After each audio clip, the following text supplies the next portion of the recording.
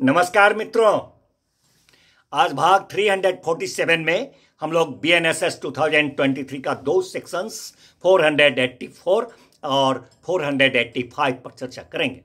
सबसे पहले देखें सेक्शन 484 BNSS 2023 हमें क्या कहता है। मित्रों, section 484 BNSS 2023 says about amount of bond and reduction thereof.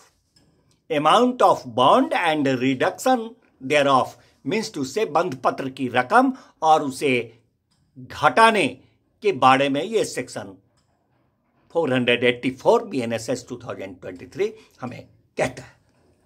मित्रों, कहता है ये सेक्शन कि इस ये अध्याय जिस पर हम लोग चर्चा करते चले आ रहे हैं, that is chapter 35।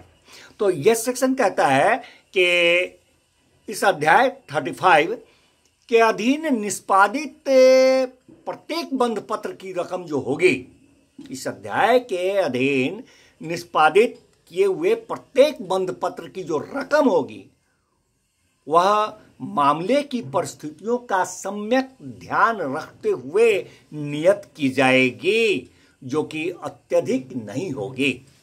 With due regard to the circumstance of the case which shall not be excessive.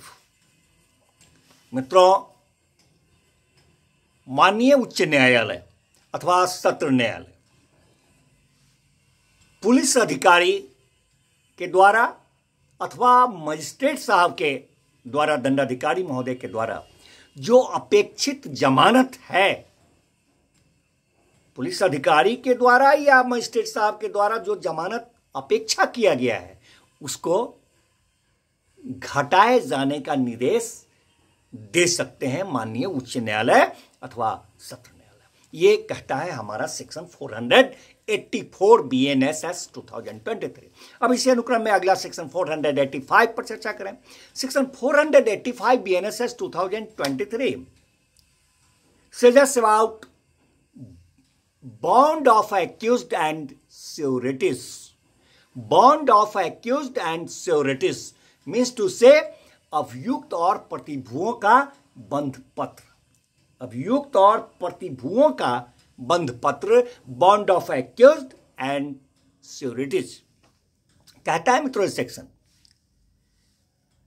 कि किसी व्यक्ति को बॉन्ड पर यानी कि बंध पत्र पर या फिर बेल बॉन्ड पर, जमानत पत्र पर छोड़े जाने से पहले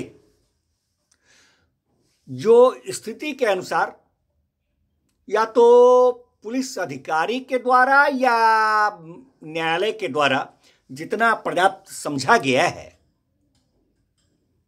धनराशि, उतनी धनराशि का बंध पत्र उस व्यक्ति के द्वारा एक्सिक्यूट किया जाएगा, निष्पादित किया जाएगा, उतने धनराशि का जमानत पर छोड़े जाने से पहले। और जब उसे बंध पत्र या जमानत पत्र पर छोड़ा जाएगा, जब तो एक या अधिक पर्याप्त प्रतिभुओं श्योरिटीज द्वारा यह सशर्त माना जाएगा। क्या सशर्त माना जाएगा? माना जाएगा कि वह जिसे छोड़ा जा रहा है, जिस व्यक्ति को बंध पत्र में जो वर्णित समय है, उस बंध पत्र में जो वर्णित स्थान है, वहां वह हाजिर हुआ करेगा। और जब तक स्थिति के अनुसार या तो पुलिस अधिकारी या फिर न्यायालय के द्वारा अन्यथा निर्देश नहीं दिया जाता है, वह छोड़ा हुआ व्यक्ति जो है वह उसी प्रकार से जैसा कि उस बंध पत्र में वर्णित है, समय है, वर्णित स्थान है, वहां पर वह उस समय पर उस स्थान पर हाजिर होता रहेगा। मित्रों, कहता है ये सेक्शन कि जब जमानत पर किसी को छोड़ने के लिए, जब जमानत पर किसी व्यक्ति को छोड़ने के लिए शर्त अधिरोपित किया जाता है, इंपोज किया जाता है, तो वह जो इम्पोज किया हुआ शर्त है, अधिरोपित किया हुआ शर्त है, वह शर्त उस जमानत पत्र में मेंशन अंतर्दृष्ट कर दिया जाता है, उसमें अंतर्दृष्ट किया जाएगा। मित्रों, यदि मामले से ऐसा अपेक्षित है, यदि मामले से ऐसा अपेक्षित है, कैसा अपेक्षित है? If the case so requires, what requires?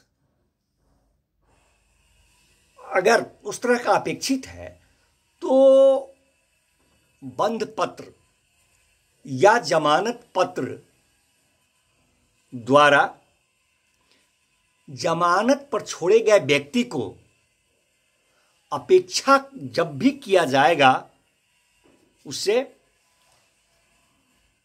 आरोप का उत्तर देने के लिए माननीय उच्च न्यायालय अथवा सत्र न्यायालय या अन्य किसी भी न्यायालय में हाजिर होने के लिए भी आबद्ध किया जाएगा। shall also bind the person released on bail।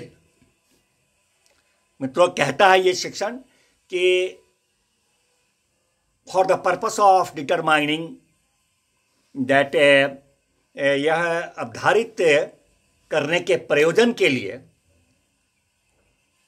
क्या अवधारित करने के लिए, प्रयोजन के लिए, ये अवधारित करने के लिए कि प्रतिभू जो है पर्याप्त है और उपयुक्त है, सफिशिएंट है एंड फिट है या नहीं है, इस बात की अवधारणा करने के लिए, डिटर्मिनेशन के लिए, for the purpose of determining that sureties are sufficient and fit और श्योरिटीज आर नॉट सफिशिएंट और नॉट फिट, न्यायालय जो हैं वो एफिडेविट शपथ पत्रों को प्रतिभुओं के पर्याप्त या उपयुक्त होने के बारे में, सफिशिएंट या फिट होने के बारे में शपथ पत्रों में अंतर्दृष्ट बातों